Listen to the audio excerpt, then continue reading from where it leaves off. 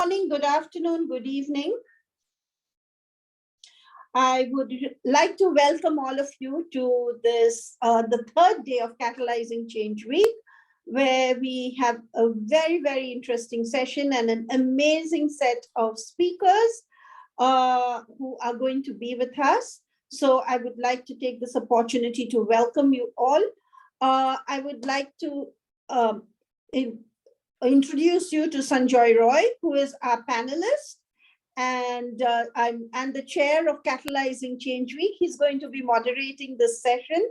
And I apologize for the slightly late start, but we've had some technical difficulties getting our panelists in.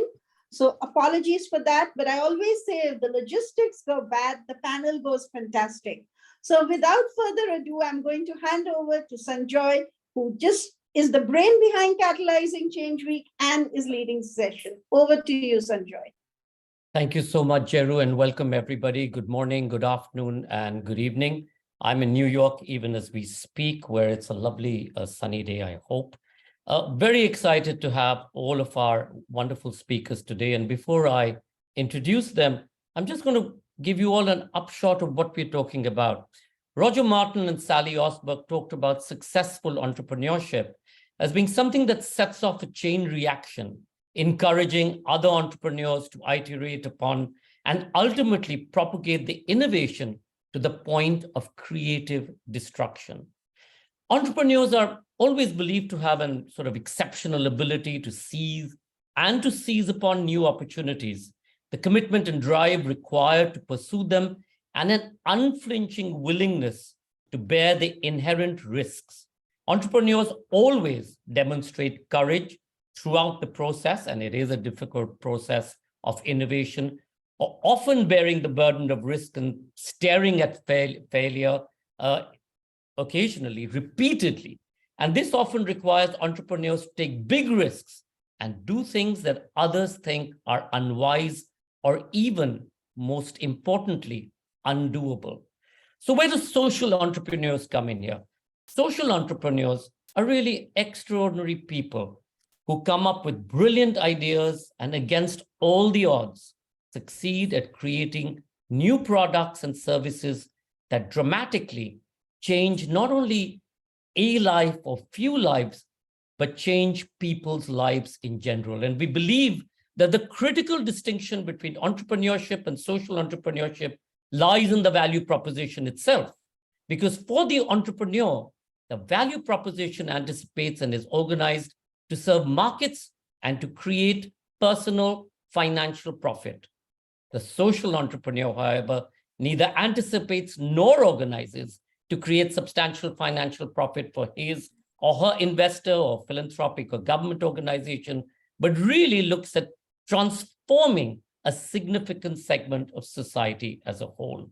And it's really with this we welcome the Sherpa of G20, Amitabh Khan. Thank you, Amitabh, so much for joining us today.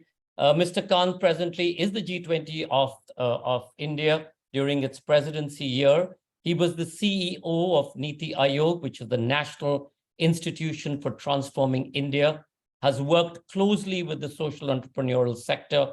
He's the government of India's premier policy think tank, and prior to that, he was Secretary, Department of Industrial Policy and Promotion. Mr. Khan, can I ask you for your opening comments, but really also to focus on the fact that India, and it's not necessarily restricted to the G20 period of this year, to be able to bring about significant transformation. One of the great change makers that you all have done is really looked at technology in the way that banking and the creation of the UID has transformed the way women and people in the poorest section of society have been able to benefit through direct transfer of resources. Can you give us a sense of what are the other possible innovative ideas that we're going to see being rolled out, especially which will impact the 37 to 40% of those people who have neither access to digital nor access to resources in general? Mr. Kant. So first of all, I'm truly delighted to interact with all of you on the topic of systems innovation economy. And the need for a common platform for social innovators. Because we are in the midst of G20, let me stress that, or I think we must all recognize that the solutions to the world's most pressing problems can only be solved by working together. And this is reflected in our theme of G20, which is One Earth, One Family, One Future. The importance of social innovation is, to my mind, is very critical. Social innovation has helped create scalable and proven solutions for a vast range of challenges in areas such as health, nutrition, education, urban governance, both in India and globally. I think it's important to understand how India could do this in many areas, because India created an India stack, which was about creating identity for every individual. And then between 2015 to 2017, it opened close to about 500 million bank accounts. And this meant that during that period of 2015 to 17, 55% of the bank accounts opened across the world were opened in India. Every second bank account was linked with this, was opened in India. And then in the bank account, we ensured that the digital identity and the mobile number was fed into this. And therefore, all banks are digitally linked to both the digital identity and the mobile. And therefore, in 2015, 2016, when the spread of mobile telephony was taking place in India, and we add an internet user every 3 seconds. During that period, a new mobile company actually acquired about 280 million new customers within 100 days. And this was possible because the acquisition of customer was taking place through the digital identity. And the cost of acquisition of a customer, which was about $25 earlier, had fallen down to $1 per customer. And this cost of customer in many parts of Europe is about $100 to $150 per customer. From there, we moved on to digital payments. And today, in India, for every individual, mobile is really the virtual bank, and he uses the mobile to do all his bank transactions. And therefore, 46% of the global payments that take place are done through, in India. The second is China, which does about 18%. We do about 11x more digital payments than USA and Europe. And then we do about 4x more payment than what China does. So we move from identity to bank accounts, from bank accounts linkage to identity and mobile, from there to payments. And then we had a number of new startups in India which use the payment history to start giving credit. So you have a whole range of new startups like Lending Card, Pine Lab, MobiQuick, which do lending on the basis of your payment history.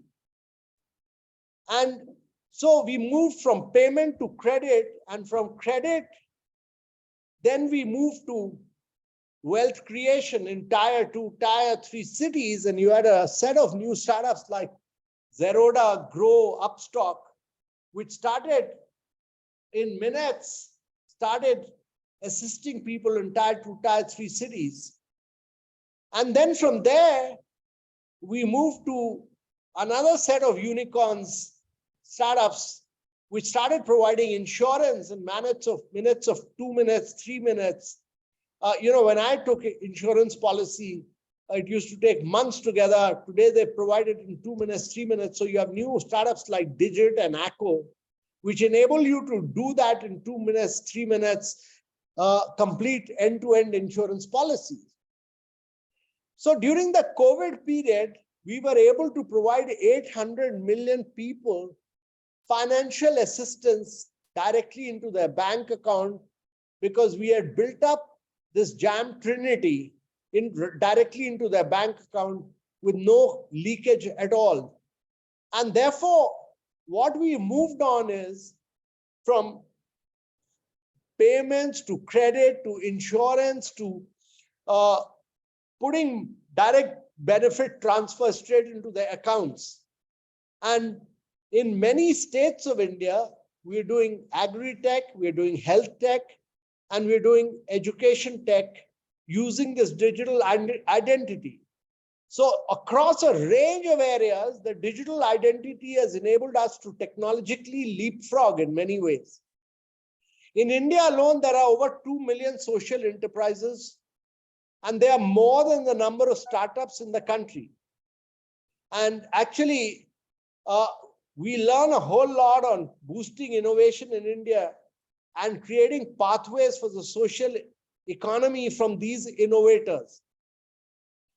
The social economy's impact is very critical. It is having an impact on the global south, because it's important to understand that there are 4 billion people in the world who do not have a digital identity. There are about 2.5 billion people who do not even have a bank account. And there are 133 countries in the world which do not have digital fast payments for these citizens. And because people do not have bank accounts, there's a huge leakage which takes place. And therefore, if the world has to do transformation in global south and catalyze development in global south, it's also important to understand that the post-COVID era, we've seen 200 million people go below poverty line and 100 million people losing their jobs. And the fastest way to transform lives and provide livelihoods is through social innovation. So we in India have involved, we have built up open source, open API, interoperable models. In public interest, we build the public layer on top of which we allowed private sector to innovate. So PhonePe competes with Google Pay here. WhatsApp competes with Paytm, and all these companies compete with each other to drive innovation in a very big way. Mr. Kant, let me put you on the mat for a second in this. You are seen to be the numero uno as far as any kind of innovation goes, because this is what you've been championing. What do we need to do to get social innovators at the top table to be able to find space to discuss with governments? So much that can be done. At the end of the day, we know that social innovators today are driving change. To some extent, sadly, they don't get that kind of space, whether it's in places like Davos or indeed in most government missionaries. Is there a trust deficit in what do you need from us? What do you need us to do to be able to step up to the table and say, hey, this is the kind of platforms that we would love to be able to sit with you to discuss how to bring about transformative change, because that's for everybody. So my belief long-term has been that in agriculture, education, health, it'll be very difficult for government to solve problems. You need problem solution by social innovators. And when they solve problems, those are solutions which can sustain themselves over a period of time. And it's very critical for government to work in partnership with these social innovators. If governments have to work in very close partnerships to be able to ensure that there is a disruption in many of these sectors, there's a technological leapfrogging, there's an evolution. And it's important for governments to realize that without social innovation, you will not be able to address ground challenges. And therefore, governments need to work with social enterprises, not that social enterprises need to work with government. It's But the how other do way we make around. that? How do we make that happen, Amitabh? Because most social entrepreneurs do not have access. I think by promoting, all my career, I've worked from the time I worked with fishermen in Kerala. I've all along believed, or I've worked with self-help groups, or I've worked with a vast range of people, who've been driving change in India. I've always believed that for governments to embrace social innovation is the key to accelerating effort to achieve sustainable development goals. Without that, we'll never be able to achieve SDGs. And that would require for all of us to promote the good work which social innovators are doing. Put that out before all governments, promote, market the work of SDGs, of which the social innovators are the key drivers. Social enterprises have done path-breaking work in many of these areas. And I think it's important that we bring them center stage. And it's important for government. I've worked in government long enough to realize that, it's impossible to transform governments at grassroots level by government extension machinery.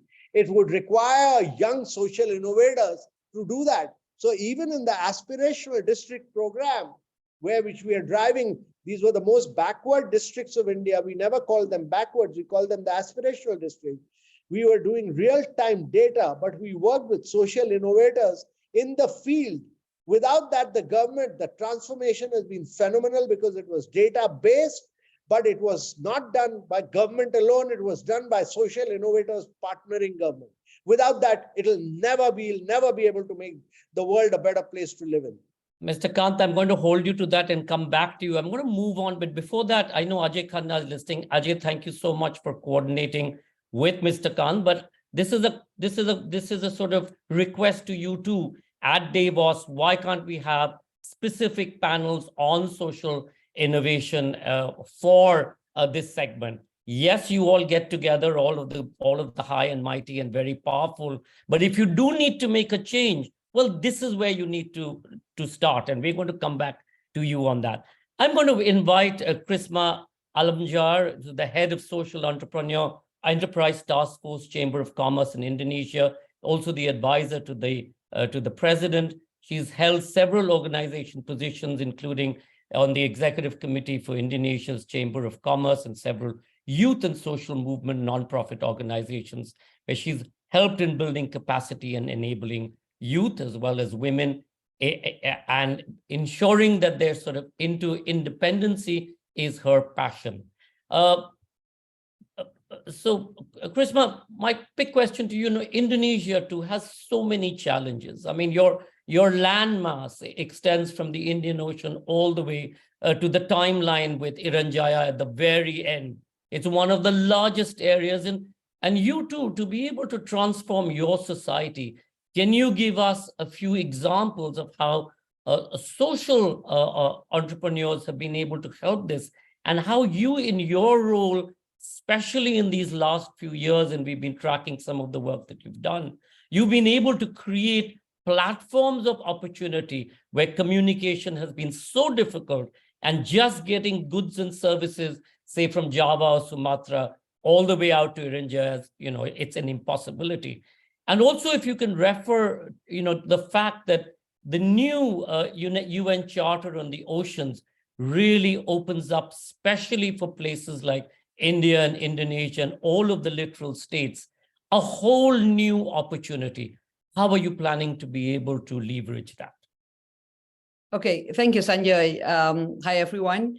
We are currently do two things. One is that we are trying to open and encourage social entrepreneurs to work and help work with the government and work among us entrepreneurs to actually trying to push more innovations, and also we are trying to push to make sure that in each part of Indonesia, we have social entrepreneurs who work within their own local and society, that what they need within their places. So there are 342,000 around that numbers, the estimate total numbers of social entrepreneurs in Indonesia. So that there are a lot of social entrepreneurs there, and then they are working separately within their local communities and societies. So the all the differences that happens, across Indonesia, what we are hoping to do is that we can work within their areas and use their own strength, and then get help from other places to actually overcome their challenges and weaknesses. So the first one that we that's the first one, and then the second one is that we are now using technology and also technology infrastructures and our digital capability all over Indonesia, since we are countries with islands. So more than 17,000 islands. So to be able to reach that on that scale, we need to use technology. So most of our startups currently is trying to innovate and finding solutions in each of the social problems that we have in each sectors, in every places in a local area, and using technology to overcome the challenges. That's where, as a chambers of commerce, we are trying to pull everybody together and work together and exchange notes, exchange knowledge, and help each other.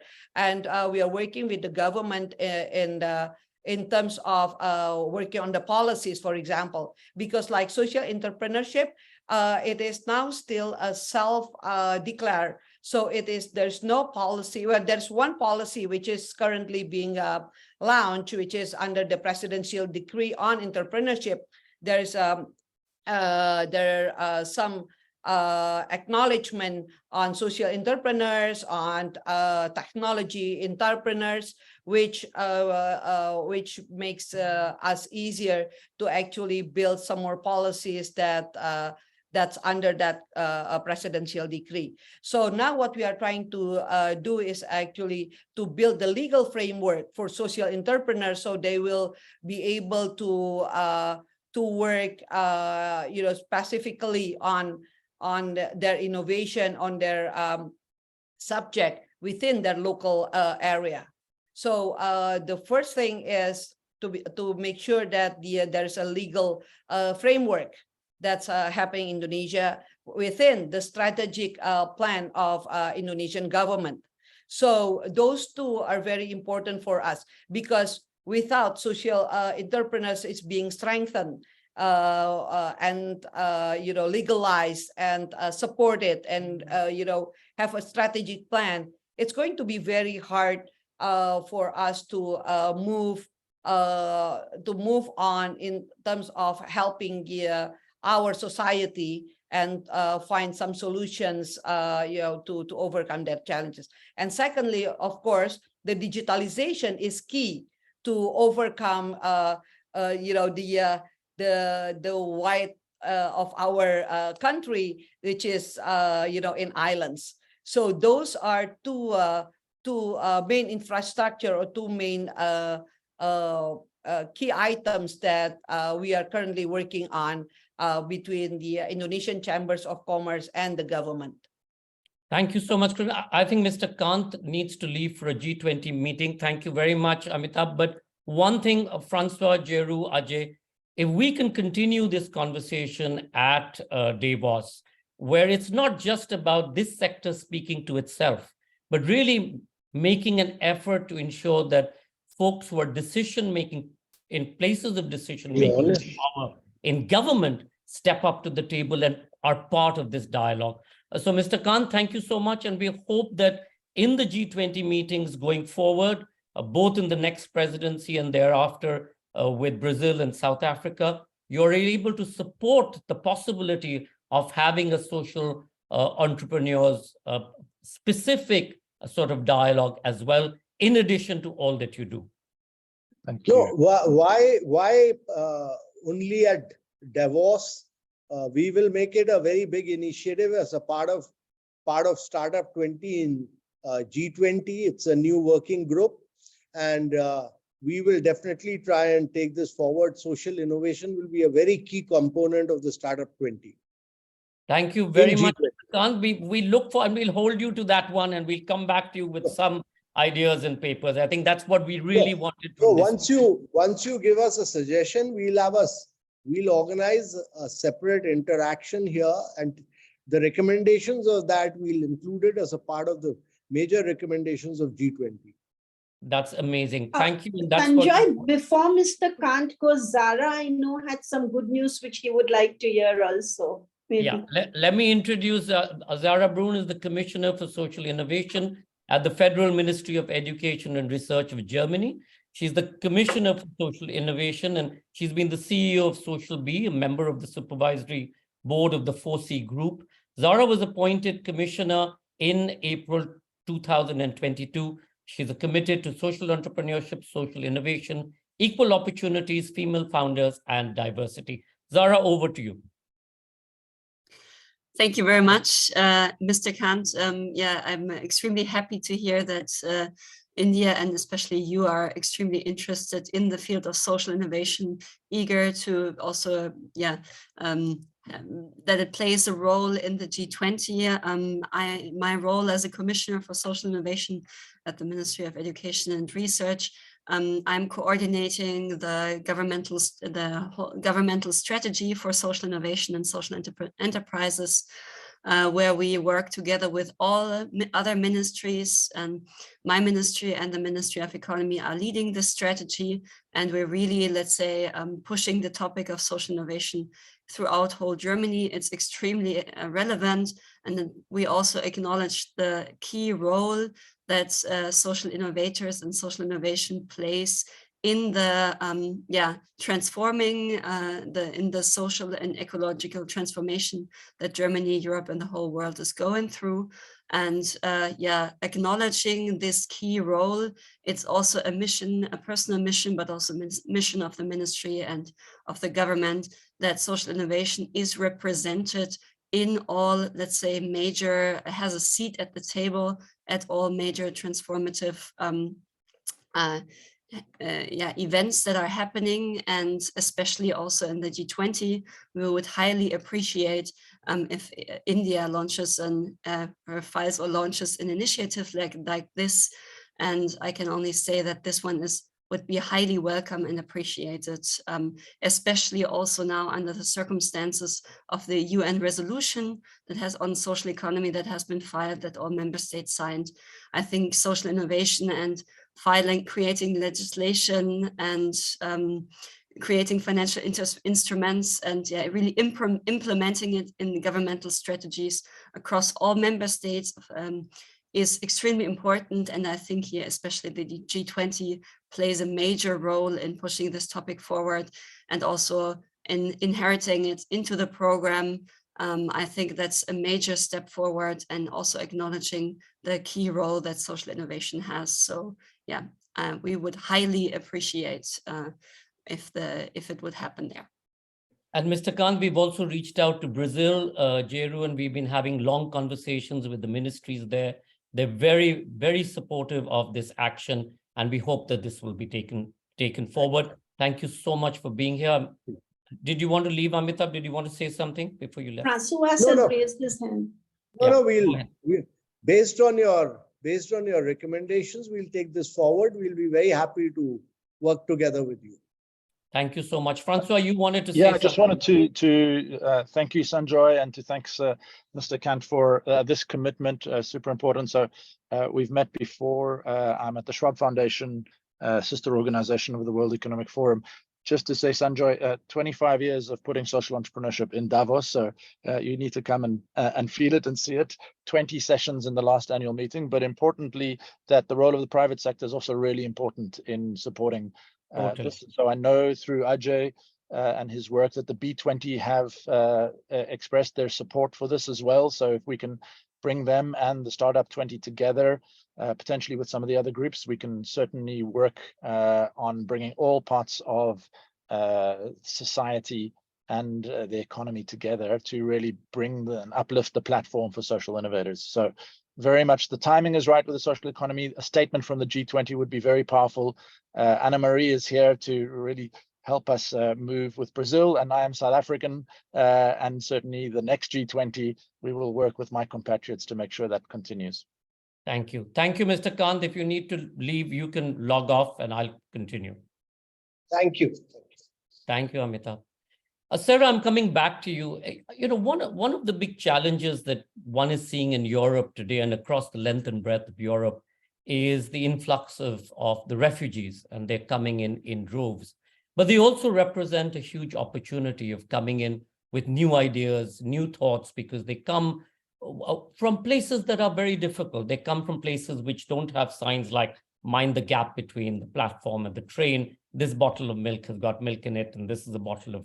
So because they're always having to negotiate and navigate their daily lives, they come up with ideas that are innovative.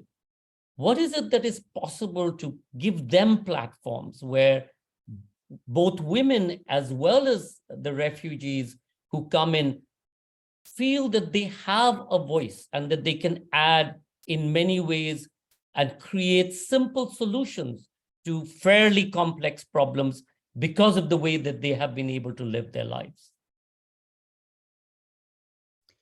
Yeah, thank you very much. Since I'm here speaking in my role as a Commissioner of Social Innovation, I would mostly refer to, let's say, the governmental initiatives that we are launching also to support especially refugee and migrant startups and also social innovations. I think there's a lot of programs running in Germany from major foundations, but that's also something that we would like to support more in the government, that we especially make it easier one hand side and the bureaucratic side to create social innovations, on the other hand side to create new financial instruments that also are, let's say, addressing people that have not, let's say, the same equity as Germans. Like, it makes it easier, like lowering the entry barrier for creating social innovations, which will also especially support women. We create programs for, let's say, starting businesses, especially for women, with the Exist Women program. And that's and also, let's say, female migrants and refugees, creating programs also for integrating them in the labor market, but also making them contributors in terms of social innovation. However, my role is mostly to create financial instruments, legislations that are addressed to, let's say, all the different people that want to create social innovation. It's not necessarily only tailored to refugees and migrants, but mostly lowering the entry barriers for everyone, and also people that are coming from other countries. Yeah.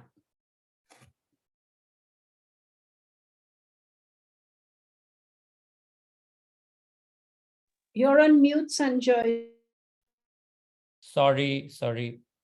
I was going to move on to Florian Messi, the Acting Deputy Director of OECD, Directorate for Financial and Enterprise Affairs, and Executive Secretary of the OECD International Networks and Financial Education. Flor, what is it that we need to do again? You know, it isn't that there isn't innovation. Every country has social entrepreneurs who've been really creating landmark sort of activities.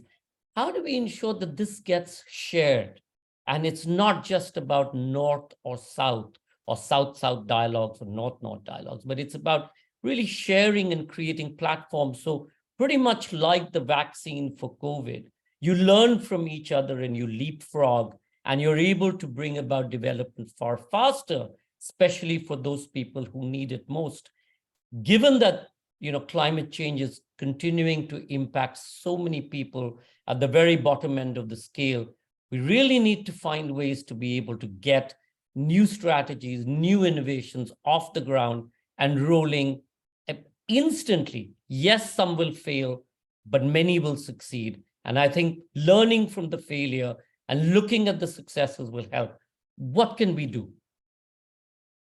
Thank you very much, Sanjoy. And first, let me know that I'm very happy to join you, and I'd like to thank Gero for the invitation. Obviously, I'm currently deputy finance for the G20, the G7, and APEC at the OECD, and really much in charge of the financial track there. So I'll speak from that background, and obviously I've been working. I'm an economist, but I've been working on financial inclusion for many years. So I want also to speak, from that background on your question. Just to say that, the G20 is formed as a platform that is meant to be about the biggest economy, but that is also meant to be global. And I think one of the specificity of the G20 Indian presidency, and we were lucky to have a representative from the Sherpa Indian presidency here, is that the Indian presidency is really keen to make sure that the G20 is speaking globally. And what you were speaking about, North and South, they're really keen on making sure that the G20 is actually speaking to the whole world, from the wealthiest to the poorest. So I think it is a very important element. One important element I can speak to from the G20 is that it was very much about high policy. It's been turned into very much into implementation, and also very much recognizant of the fact that in order for our impact to happen, it has to happen at the local level. And this is where society, individuals are really, really important. And this is one of the first message I wanted to give, is that although the G20 seems to be quite often far away from people, we are all very keen on making sure that we are making a difference. And us at the OECD, for example, we're running a number of programs that are really looking at cities, societies, rural areas, to make sure that the impact is not only at the global or country level, but really at the local level. The second thing I wanted to mention is innovation. Innovation has been actually, of course, a topic that's been talked about for a number of years, especially digitalization at the G20 for, I would say, the last 8 to 9 years. But of course, with the pandemic, it has been something that we have all focused on. And of course, India is a true example of what can be achieved with innovation, even with a very large population and many challenges. So I think it is another opportunity to really look at what innovation can do at the local level. And we should really seize that opportunity. The third message I wanted to convey is really about the people and the community. And I think, society sometimes takes some time to change, and it starts with people. It starts with villages. It starts with individuals. I know that because I'm a macroeconomist, but I've been working at the micro level for many, many years now, more than a decade. And I know that change ultimately happens with the people and with people working together. So I do believe that between innovation and people working together, we can really make a difference. Now, how can we make it happen at G20? How can we make social innovation visible? I think having an engagement group, and it's good that we had a representative from the Indian Sherpa here, would be a very first good step, not necessarily enough, but a very good first step to make sure that this particular voice is heard out there. And also, I'm really glad to hear that you started speaking with the Brazilian presidency. I'm very sure, knowing Brazil very well, actually, having, developed a lot of projects there, that they will be very keen on the idea. Because they work a lot at the local level, also being a federation, but also because communities there mean something, and also because they believe in innovation. So I see a bright future for that project, and obviously I'm there to support and continue to support that initiative. So thank you very much for the invitation, and of course, happy to answer any question. Flor, so just following up with that, I know a lot of our members listening in and the chat box has some of these questions. You know, the social entrepreneurs value proposition does target highly disadvantaged populations.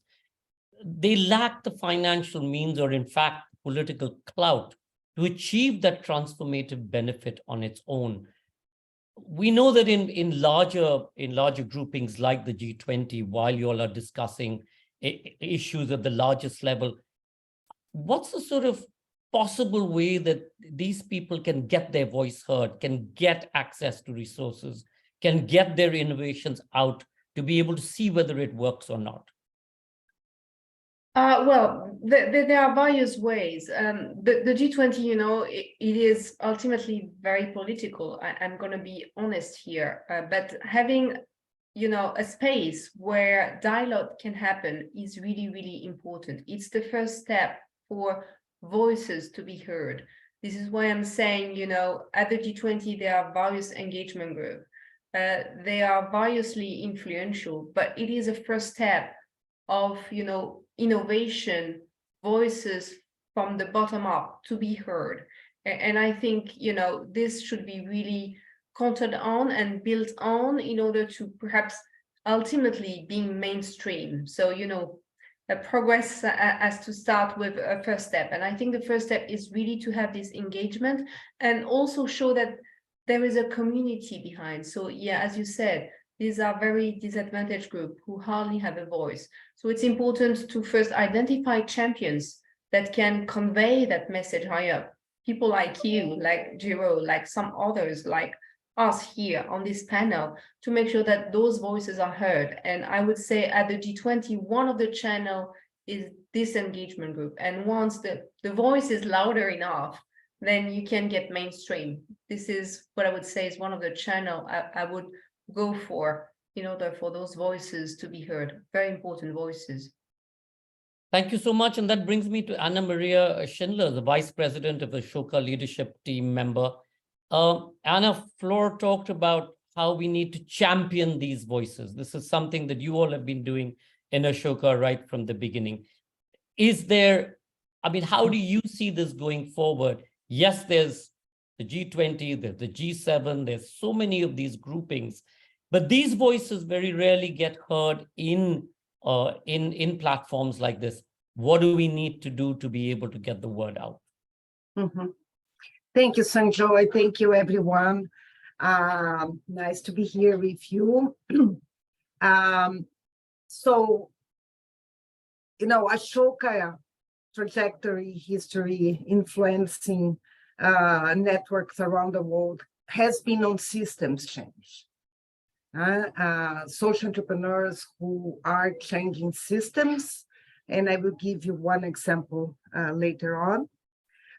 But there is another learning that we had over the past years, that beyond the system change, we can think, articulate, and implement framework changes. So when we talk about, you know, system change, we are talking about replication of ideas, new industries, mindset shift. But when we are talking about, you know, changing the framework in society, it's a much bigger game. We are talking about, you know, revolutionary system in terms of comparable to, for example, women voting. When you know, when we had historically women voting, that's comparable of, you know, the moment that we are living societal today, you know, and what's the framework that, you know, we leaders of many platforms, networks, very large networks, what's the role that we have in terms of articulating a framework for all in society? So that's the first point I wanted to make. And more specifically on Brazil, which, you know, you probably have been following, you know, the recent changes, you know, politically in the country.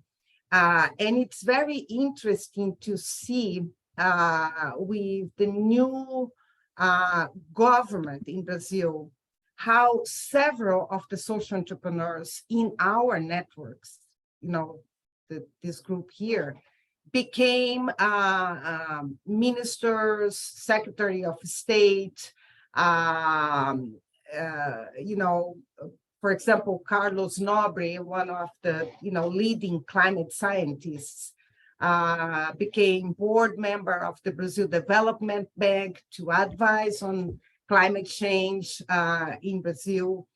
And we, knowing social entrepreneurship and social entrepreneurs, there is no surprise that, this group of social entrepreneurs have been called to step up, to provide leadership at a very strategic national and probably, beyond national levels. So it's a very happy moment to see this group coming up. A group that is part of Schwab Foundation, Catalyst, and other networks as well. I'm going to come back to Francois. Francois, again, coming back to much of the platforms that you all have been part of. And as Jeru has been saying, of course, there's been space in places like Davos for social entrepreneurs to come and speak. Is there an argument that this needs a totally separate sort of platform where we were able to get both corporate and government and local stakeholders and ensure that that representation is only focused at this and not lost necessarily with the larger issues that revolve around the way that places like Davos work? Yes, Sanjoy, it's called Catalyst 2030. That's why we built it together, I think. So thanks to Anna Marie and to Florian and Zara for, I think we're all part of a movement, right? And I think we definitely need a platform where social innovators set the agenda. I think that is what Catalyst is, and it's obviously building its credibility, pulling in the networks, but it's where the agenda is set by the people who actually understand the issues on the ground, right? And understand the paradigms for change. People were writing on the kind of Q&A there. We need to be talking about systemic changes. Anna Marie spoke about that. That's really the driving force of so many social entrepreneurs. But at the same time, we also need to be, we can't only talk to ourselves, as you said. So we need to create a platform, invite actors in, but we also need to be influencing in all these other settings. So to hear Florian talk about it at the OECD, to hear Zara working at the German government level. We had the social economy panel yesterday working with the UN. Those are flawed processes, and it's working on iterative changes, but it's also pragmatic. And we're going to come across tax issues. We're going to come across all of these other issues. We need to tackle those at the same time as thinking about the paradigm changes and the kind of Horizon 3 changes that we need at the same time. And this is so powerful that we have 8 people in government in Brazil with that background. That is the kind of changes we need. People in those positions. We can't entirely reject the system that's there. So we need to be having these parallel tracks of thinking radically and about systemic changes and working pragmatically and recognizing that that's compromised, that it's flawed, that it's constrained, and that it's insufficient, but we need to do that at the same time. And so building up to those moments when we can get some of those larger bigger systemic shifts, and some of it is happening imperceptibly, and some of it will wait for important moments like political changes. So yes, what we've been doing, I think, in bringing social entrepreneurs into the space in Davos and influencing, I mean, that's been growing over time, and the visibility is there now. So we have head of state and ministers of finance and CEOs that are suddenly, after many years of pushing it, paying attention, and actually, more importantly, talking on behalf and why this sector is important. That's just a signal. Doing it in Davos is not going to change the world, right? So we need to be doing both. And I mean, that's, I think, the message that we have, and we need to be coordinated as an ecosystem in order to work out that we're doing all of these things in parallel. So but I think Catalyst is about forming power in a fragmented sector, right, through unity, right, and that's, and recognize that you have allies in these other institutions. So I think that's the offer from us, and the offer we've heard from Amitabh Kant and others. We need to take up those allies, and yeah, So I can only Thanks. express my commitment that we do it in a coordinated and a collaborative way. Thank you, Francois. Power through unity. Closing statements. Zara, can I come to you first, and then I'll go to Prisma. Thank you very much for hosting this amazing panel. I think this commitment of Mr. Kant was really, I think, a very important signal for the G20. And I can only say thank you, Catalyst 2030 team, Sanjoy, Jeru, and everyone else involved. I know how much effort you put in this to prepare it, to initiate this. And I guess now it's just, let's say we're quickly before the goal. We just have to, let's now make it happen. And I guess all signals are positive. Everybody wants it. Now I really hope that you have all the tools to really bring it into life. And I'm extremely happy to contribute from German side. And I think it's wonderful what's happening here. I think that's my closing statement. Thank you, Sarah. Prisma?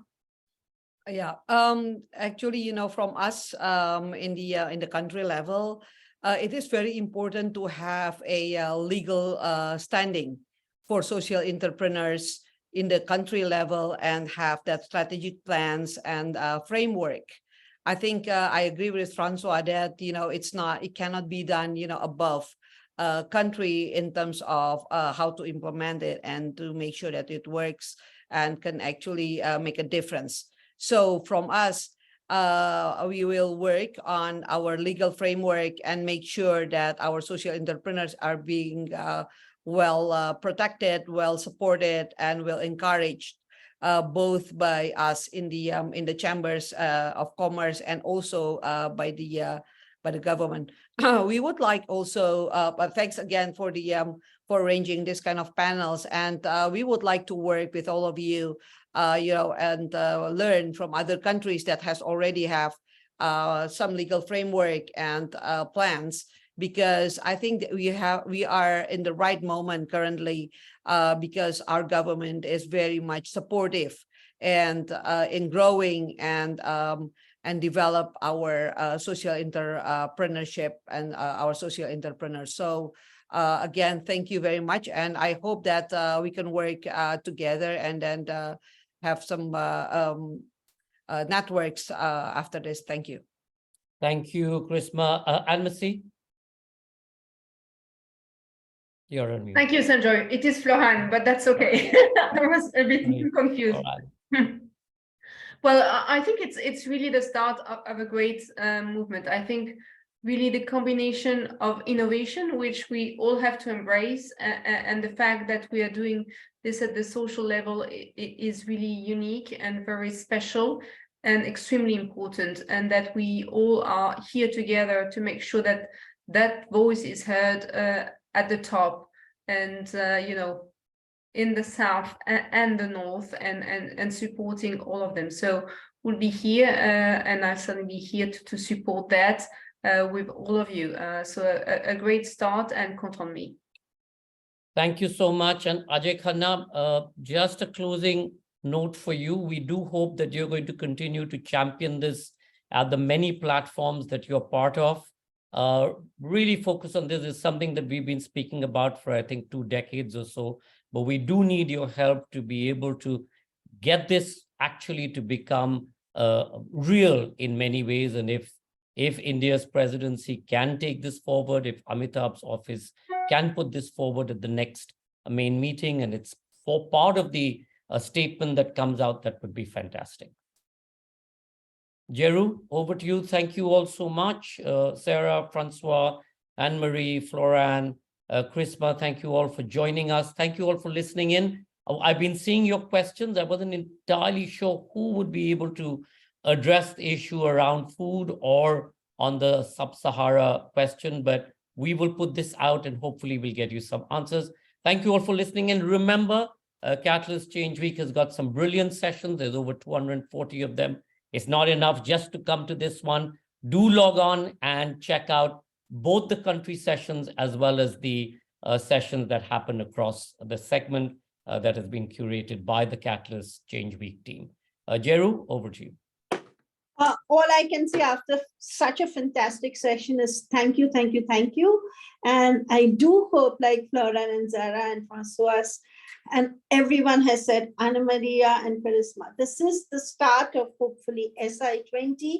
We partner together, we make it happen, and social innovators, social entrepreneurs get a seat at the table.